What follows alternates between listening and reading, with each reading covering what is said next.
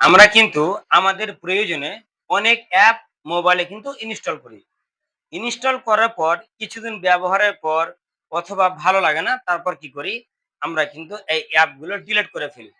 এবং আমরা কিন্তু ভাবি কি আমরা যে আমাদের ফোন থেকে এই অ্যাপগুলো আনইনস্টল করে দিলাম, আমরা ভাবি কি হতে পারে আমাদের মোবাইল ফোন থেকে সম্পূর্ণভাবে ডিলিট হয়ে গেল। অর্থাৎ পার্মানেন্টলি ভাবে ডিলিট হয়ে গেল।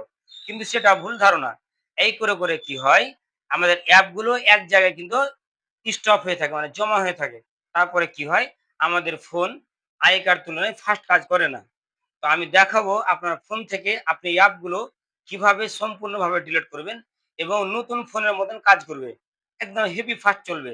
তো আপনি কিভাবে সেই অ্যাপগুলো ডিলিট করবেন? আপনি স্ক্রিন শেয়ারটা ফলো করুন, তাহলে বুঝতে পারবেন। কিন্তু ভিডিওটা স্কিপ না করে পুরোটা দেখবেন। আর ভিডিওটা অবশ্যই শেয়ার করে দিন, অনেকের কাজে আসবে। আর কেমন লাগলো লাইক, কমেন্ট করে জানিয়ে যাবেন। আর আমার পেজে নতুন থাকলে পেজটি অবশ্যই ফলো করবেন। তো চলুন বন্ধুরা, স্ক্রিন শেয়ারটা দেখে নিন। অ্যাপগুলি পার্মানেন্টলি ডিলিট করার জন্য প্লে স্টোর ওপেন করার পর ডান দিকে কর্নারে যে জিমেলের লোগো আছে সেখানে ক্লিক করতে হবে। এখানে ক্লিক করার পরে একটা অপশন আছে ম্যানেজ অ্যাপ অ্যান্ড ডিভাইস, এই অপশনটাতে ক্লিক করতে হবে। এখানে আসার পরে একটা আছে ওভারভিউ আর একটা আছে ম্যানেজ।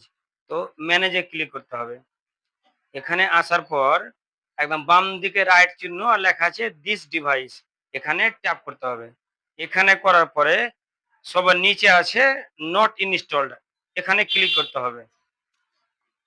এখানে ক্লিক করার পরে দেখতে পাচ্ছেন এই অ্যাপগুলো আমি কখনো ইনস্টল করেছিলাম, বাট ফোন থেকে আনইনস্টল করেছি, কিন্তু সমস্ত অ্যাপগুলি আমার ফোনে সেভ সেভ রয়ে গেছে।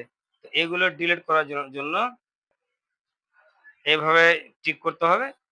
তারপরে আবার উপরে যে ডিলিট অপশনটা আছে এখানে ডিলিট করবেন। তারপরে রিমুভ করে দিবেন। তাহলে কি হলো? এই অ্যাপটা সম্পূর্ণ আপনার ফোন থেকে ডিলিট হয়ে গেল। এইভাবে খুব সহজে আপনার ফোন থেকে সম্পূর্ণভাবে অ্যাপটা ডিলিট করতে পারবেন।